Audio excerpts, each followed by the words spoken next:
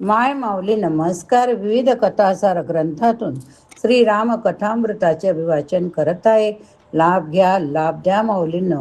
बोला जय श्रीराम, जय श्रीराम. श्रवण केले तर जय श्रीराम लिहायला विसरू नका. श्री गणेशाय नमः, श्री सरस्वते नमः, श्री कुलदेवताय नमः, श्री रामचंद्राय नमः. मागील भागावरून पुढचा भाग सुरू. भाग 54. गोस्वामी म्हणतात, मने मुंदरी मनमुदित उतारो. भगवती सीतेला अतिशय आनंद झाला. तिला असे वाटले की माझ्या हातातली अंगठी आज माझ्या प्रभूच्या कार्याकरिता कामाला येणार. मनुष्याच्या जीवनात प्रत्येक गोष्टीची सार्थकता हीच आहे. ती वस्तू भगवंताच्या सेवेला लावावी. या देहाची सार्थकता कशामध्ये? तर एक दिवस हे शरीर जळून खाक होणार आहे, पण हा देह भगवंताच्या कामी लागला, यात त्याचे सार्थक आहे. ज्याने भगवंताच्या भक्तीकरिता, आपल्या धर्माकरिता, संतांच्या सेवेकरिता आपले रक्त आटवले, ते रक्त सार्थक झाले. ते जीवन, ती संपत्ती सार्थक झाले. लोकांच्या मदतीकरिता लावले, त्या पायांचे सार्थक झाले. लोकांच्या सेवेकरिता पुढे सरसावलेल्या त्या हातांचे सार्थक झाले. नाहीतर जगणं, खाणं, पिणं आणि मरण चालूच आहे. त्यात विशेष काय? भगवंताच्या सेवेला अर्पण करण्याकरिता सीतेने आनंदाने अंगठी पुढे गेली. भगवंताने ती अंगठी घेतली आणि ते केवटाला म्हणाले, नावाडी दादा, ही अंगठी घ्या. आता त्या नावाड्याच्या ठिकाणी जर आपण असतो तर काय केलं असतं? पटकन उचलली असती आणि पहिल्यांदा पाहिलं असतं की किती कॅरेटची आहे, मग बोटात माझ्या होते की नाही, मला ठीक बसेल की नाही, माझ्या बायकोला ठीक बसेल, चला काहीतरी कामाला येईल. नुसते नदीतून तिकडून इकडे आणले आणि भगवती जानकीने एवढी बोंबली मुद्रिका दिली, पण केवटाने ती अंगठी घेतली नाही. या ठिकाणी त्या नावाड्याचा अगदी वेगळा परिचय आपल्याला होतो. तो भगवंताच्या चरणावर कोसळला, भगवंताचे पाय धरले, तो रडू लागला. तो म्हणतो, भगवंता, आज मला काय मिळाले नाही. आता माझ्या जीवनात कशाची कमी राहिली नाही. मला आता काही नको. त्याने नुसतं मला अंगठी नको असं नाही म्हटलं. तो केवळ मोठा हुशार आहे. त्याला ठाऊक आहे की नुसतं अंगठी नको म्हटले तर त्याचा दुसराही अर्थ होऊ शकतो. जेव्हा मोठी वस्तू हवी असते तेव्हा चतुर मनुष्य लहान वस्तू नाकारतो. मुलीची सासू जेव्हा मुलीच्या आईकडे निरोप पाठवते की मला अंगठी नको, तेव्हा त्याचा अर्थ असतो कंठा पाहिजे आणि पाटल्या पण पाहिजे. नुसत्या अंगठीने काय होणार? ती अंगठी ठेवा तुमच्याकडे, तेव्हा अंगठी नको याचा अर्थ इतका गंभीर असू शकतो. म्हणून केवटाने चक्क सांगितले, मला आता काही नको. मला काही नको याचा अर्थ धर्म, काम, अर्थ, मोक्ष, चारपैकी काही नको. आपण देवाकडे रात्रंदिवस मागत असतो, पुत्र, पौत्र, धान्य, आयु, आरोग्य, संतती, संपत्ती, सगळं दे दे दे असं आपण म्हणत राहतो. पण भगवंत द्यायला तयार असून केवट म्हणतो, मला काही नको. अब कुछ नात न चाहिए मोरे. त्या केवटाला मोक्ष सुद्धा नको. जरा माऊलीचे शब्द आठवायचे, जे कैवल्याचे परोयते सर म्हणती, जया भक्तीची येतुले प्राप्ती. जी मोक्षास सुद्धा अवेरते ती भक्ती काय खुमारदार भक्ती असेल. मला काही नको, ही भक्तीची खरी तृप्ती आहे. भक्तीचे स्वरूप जरा लक्षात घ्या. सामान्यतः लोकांना असे वाटते की देवाकडून काहीतरी मिळविण्याकरिता भक्ती असते. ही भक्तीची सुरुवातीची स्थिती असेल, परंतु भक्ती करता करता अशा प्रकारची स्थिती येते की मला देवाकडून काही नको. आपण धंदा नीट चालावा, मुलगा व्हावा, नातू व्हावा म्हणून भक्ती करतो. भक्ती केल्यावर काहीतरी मिळावे अशी आपली अपेक्षा असते. भक्ती कशासाठी करतात हे तुकोरायांना विचारा. ते म्हणतात, न मिळो खावया न वाढो संतान, परिहा नारायण कृपा करो. मिळणाऱ्या वस्तूमध्ये आपल्याला नारायणाची कृपा दिसते. पण तुकोबाराय काय म्हणतात, मला खायला नसले तरी चालेल, पोरवाडा वाढला नाही तरीच काही फिकीर नाही, मला फक्त देवाचे प्रेम मिळावे. धन दौलत और किसी को दो, बस दे दो अपना प्यार मुझे. हे नाथ दया करके रख लो, अब चाकर अपने द्वार मुझे. भगवंता, मलाच काही नाही मिळाले तरी चालेल. तो नावाडी म्हणतो, मिटे दोष दुःख दारिद्र्य धावा. माझ्या जीवनातले तिन्ही प्रकारचे क्लेश संपून गेले. मनुष्याच्या जीवनात 3 प्रकारचे क्लेश असतात, दारिद्र्य, दुःख, दोष. तिन्ही कारणांनी माणसाचे अंतःकरण जळत असते. पहिली गोष्ट म्हणजे त्याच्याकडे दारिद्र्य असेल. अनेक वस्तू हव्या आहेत पण त्या त्याला मिळत नाहीत, म्हणून माणसे दुःखी असतात. काही वेळेला घरात संपत्ती खूप असते पण जीवनात एखादे दुःख कोसळलेले असते. संपत्ती खूप आहे पण एकुलता एक मुलगा मरण पावला. अशा वेळी संपत्ती असूनही मनुष्य सुखी नसतो. त्यामुळे दारिद्र्याचा क्लेश पहिला दाह. कधी कधी दारिद्र्य नसते किंवा दुःखाचा प्रसंग नसतो, तरी पण माणसाला आपल्याकडून घडलेल्या चुका आठवतात. आपल्याकडून झालेली पातके माणसाला आठवतात आणि ती मनातल्या मनात खात राहतात. मनुष्याच्या जीवनातल्या 3 वेदना आहेत किंवा हृदय जाळणाऱ्या या 3 वस्तू आहेत. पण तो नावाडी म्हणतो, देवा आज माझ्या जीवनातले दारिद्र्य गेले. कुणाच्या जीवनातले दारिद्र्य जाते? दरिद्री कुणाला म्हणावे? जगात कुणाला श्रीमंत म्हणावे, कोणाला दारिद्र्य म्हणावे, हे नक्की सांगणे कठीण आहे. कितीही विचार केला तरी हे कळणार नाही. याचे कारण या सापेक्ष गोष्टी आहेत.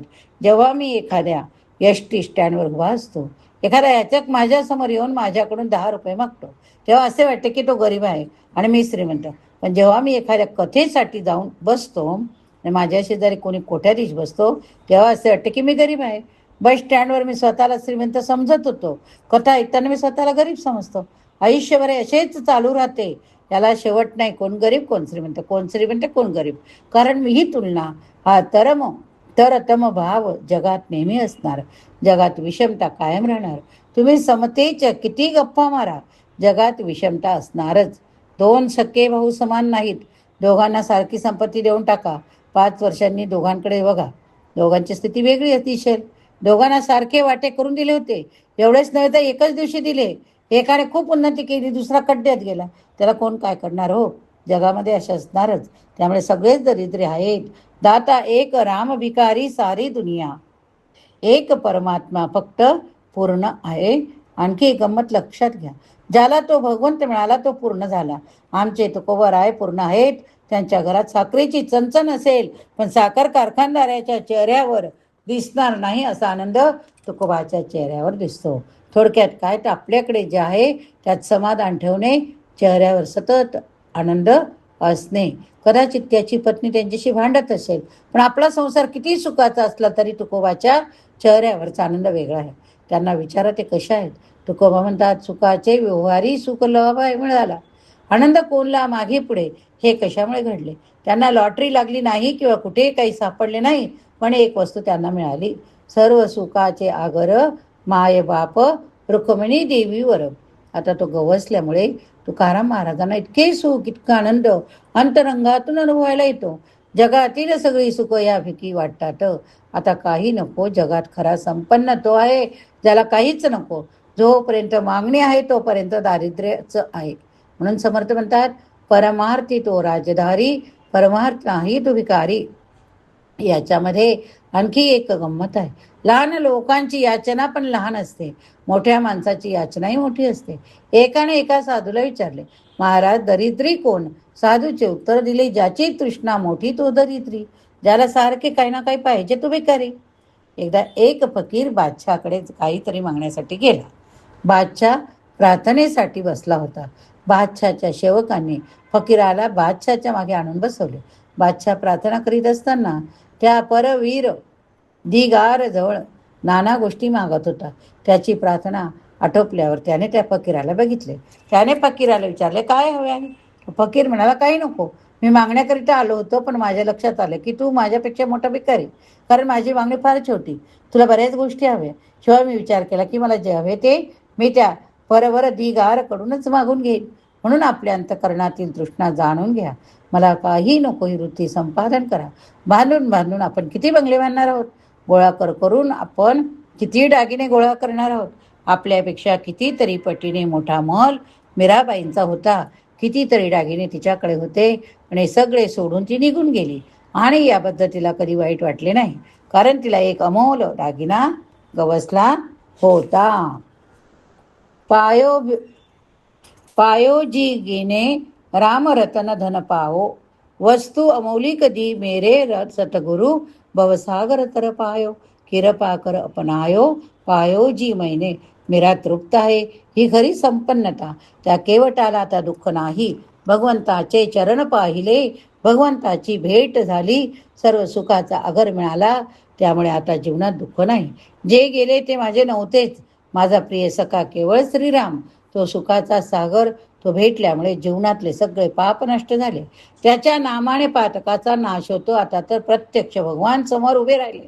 पाप गेले, दुःख गेले, दारिद्र्य गेले. त्यामुळे आपल्या हातून घडलेल्या चुकांचा दाह संपला. म्हणून केवटाला आता काही नको. तो सामान्य नावाडी नाही, तो तृप्त झालेला भक्त आहे.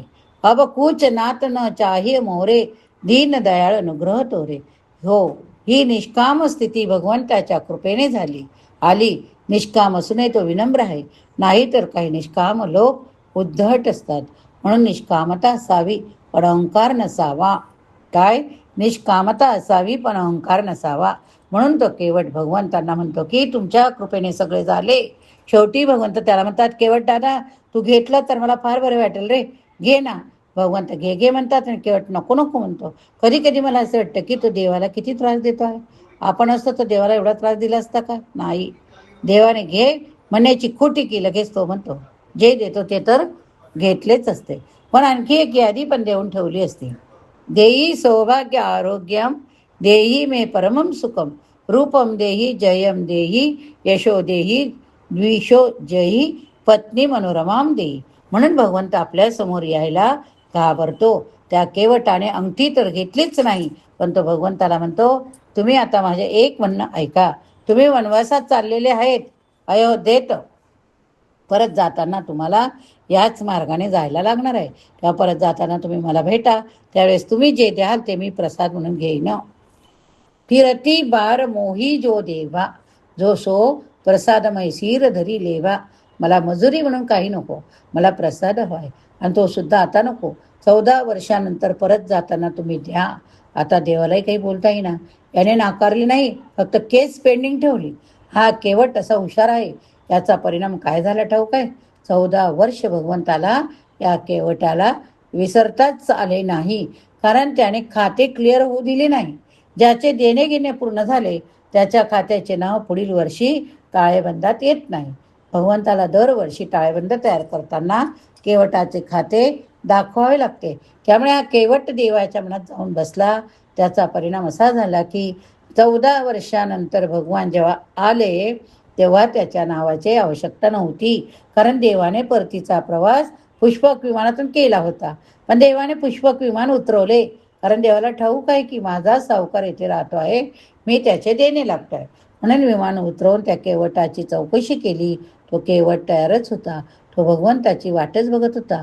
त्या केवटाने भगवंताला विचारले, देवा तुम्ही गेला तेव्हा विमान नव्हतं, हे विमान ही वानर सेना सारे तुम्ही कुठून आणले? भगवंत म्हणतात, अरे आता मी अयोध्येला जाणार, निघणार. आता माझा राज्याभिषेक होणार. तू माझा मित्र आहेस ना, मग माझ्या राज्याभिषेकाला चालायचे की नाही? चल. तो म्हणाला मी तयारच आहे. आणि तो नेमका त्या शीटवर जाऊन बसला जेथे लक्ष्मण बसले होते. लक्ष्मणला पण ठाऊक होते की याला उठवता येत नाही, हा मोठा VIP आहे. ह्या देवाचा लाडवलेला. म्हणून तो चक्क लक्ष्मणाच्या जागेवर जाऊन बसतो. अयोध्येत उतरल्यानंतर देखील स्वागताच्या वेळी तो अगदी भगवंताच्या जवळ जाऊन उभा राहतो. देवाचा मित्र म्हणून तो 6 महिने अयोध्येत पाहुणचार घेत राहिला. देवाने पण त्याला ठेवून घेतले. शेवटी त्या केवटाने निरोप देताना भगवंताला गैरून येते. भगवंताने सगळ्या वानरांना निरोप दिला. तेव्हा भगवंत प्रत्येकाने सांगितलं की आपला संसार सुखाचा करा, माझी आठवण ठेवा. फक्त या केवटाला निरोप दिला तेव्हा देवांचे डोळे अश्रूंनी डबडबले. भगवंत म्हणाले, तू माझ्या भरता इतका माझा प्रिय मित्र आहे, माझा भाऊ आहे. तू मम प्रिय भरत समभ्राता. तेव्हा कधी कधी माझी आठवण करत जा, येत जा. सदा रहो पूर आवत जाता. तेव्हा अधूनमधून येत जा. काय त्या केवटाचे महत्भाग्य. भगवंताने त्या केवटाची तुलना कुणाशी करावी? भगवान त्याची तुलना भरताशी करत आहे. रामकथेमध्ये श्री भरत हे सर्वोच्च पात्र आहे. गोस्वामीजी म्हणतात, जगातली साधू संत रामाची आठवण करत राहतात, पण श्रीराम रात्रंदिवस भरताचे स्मरण करतात. जग जपी राम राम जपी जेही, भरत सरीसको रामस स्तनेही. भगवंताने त्या एका नावड्याला बोलवले आहे का? तसे नाही. तुम्ही जरा ह्या कथेच्या मागे चला म्हणजे लक्षात येईल तो केवट कसा वागला आणि तो केवट तसा का वागला. हा केवट सामान्य नावाडी नाही, हा अत्यंत श्रेष्ठ ज्ञानी भक्त. तो भगवंताशी उद्धटपणे वागला खरा, पण तो भगवंताशी तसे का वागला तो प्रसंग आठवा. सुमंत्राला वागला खरा, पण तो भगवंताशी तसे का वागला तो प्रसंग आठवा. सुमंत्राला निरोप देण्याकरता भगवंत उभे राहतात. सुमंत्र रडत आहे. भगवंताचे अश्रू भगवंतांना सोडून जायला तयार नाही. ते अश्व रडत आहेत. त्या अश्वाच्या रडण्यामुळे व्याकुळ होऊन सगळे भिल्लप रडत आहे. प्रत्येकाला हाच प्रश्न पडतो की जर भगवंताच्या वियोगाने घोड्यांना एवढा त्रास होत आहे तर रामाच्या आईवडिलांचे हृदय किती पिळवटले असेल, त्या प्रजाजनांना काय वाटत असेल. जासू वियोग विकल पशु ऐसे, प्रजा मात पितृ येहज कैसे. सगळा प्रसंग सगळ्यांना शोकाकुल करणारा. भगवान सुद्धा अतिशय गंभीर हेलावलेल्या अंतकरणाने गंगा मातेकडे निघाले. प्रभू स्तब्ध आहे. हे वातावरण गेले 2 दिवसापासून आहे. गेले 2 दिवस भगवान असलेले नाही. अयोध्या सोडल्यापासून भगवंतांना हसता आले नाही. कसे असणार? त्यांना आपल्या वडिलांची आठवण येते, आईची येते. अयोध्येत काय काय उलटा पालट घडलेलं असेल, पण मी आता करू काय? हा सगळा प्रकार अयोध्या सोडल्या भगवंताला रस्ता आले नाही. कसे असणार? त्यांना आपल्या वडिलांची आठवण येते, आईची येते. हा सगळा ताण भगवंताच्या मस्तकावर गेले 2 दिवस आहे. म्हणून केवटाने विचार केला, आज माझ्या स्वामींची जर मला खरोखर सेवा करायची असेल तर मला माझ्या स्वामींना हसवणे आवश्यक, त्यांना अत्यंत दुःखातून बाहेर काढणे आवश्यक. आनंद स्वरूप असलेला तो परमात्मा पण आज आनंदाला पारखा झाला.